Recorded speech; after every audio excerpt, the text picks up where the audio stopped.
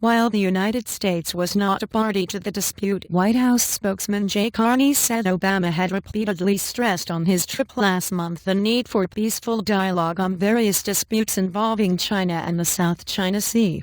And the renewed tension between Vietnam and China underscores one of the biggest challenges in Asia facing Obama, who is under pressure by America's allies to accelerate a pivot of military assets to the region to counter China's rising influence, and Russia's annexation of Ukraine's Crimea peninsula, and perceptions of limited U.S. options to get Moscow to back down, have heightened unease in parts of Asia over whether Beijing will be emboldened to use force to pursue its territorial claims in the East and South China Seas.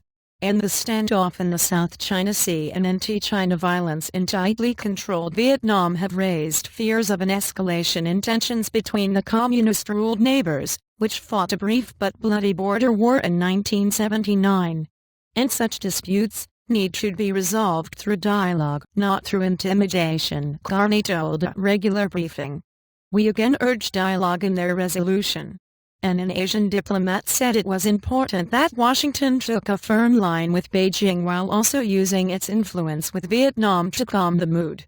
And he said the concern among Southeast Asian countries was that China was seeking incremental gains and provoking a series of crises with its neighbors, a tactic that could eventually change the regional landscape unless it was met with a resolute response.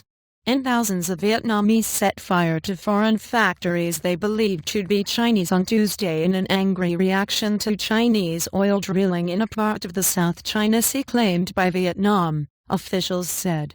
And the confrontation blew up after China moved a giant oil rig into an area of the South China Sea also claimed by Vietnam.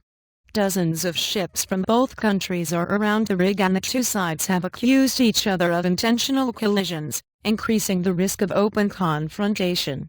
And the U.S. State Department said it was monitoring events in Vietnam closely, and urged restraint from all parties, while adding, "We support the right of individuals to assemble peacefully to protest."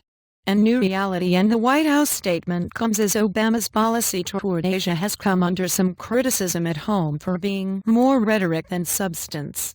And the current crisis erupted within days of a week-long visit to Asia by Obama in late April in which he pledged that Washington would live up to its obligation to defend its allies in the region. And the foreign minister of Singapore, a close U.S. ally and one of Vietnam's partners in the Association of Southeast Asian Nations, ASEAN, said in a speech in Washington on Tuesday that China's rapid rise had already changed the regional dynamic. And I note that the U.S. is trying to urge all claimants not to resort to aggression and has called for a reduction of tensions, the minister, Kay Shanmugam, said. And, to some extent, this reflects the new reality. The U.S. now needs the cooperation of others and asks for it.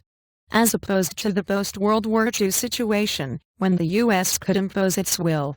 And Ernest Bauer, of the Center for Strategic and International Studies think tank, called the violence in Vietnam troubling, and the risk of escalation real.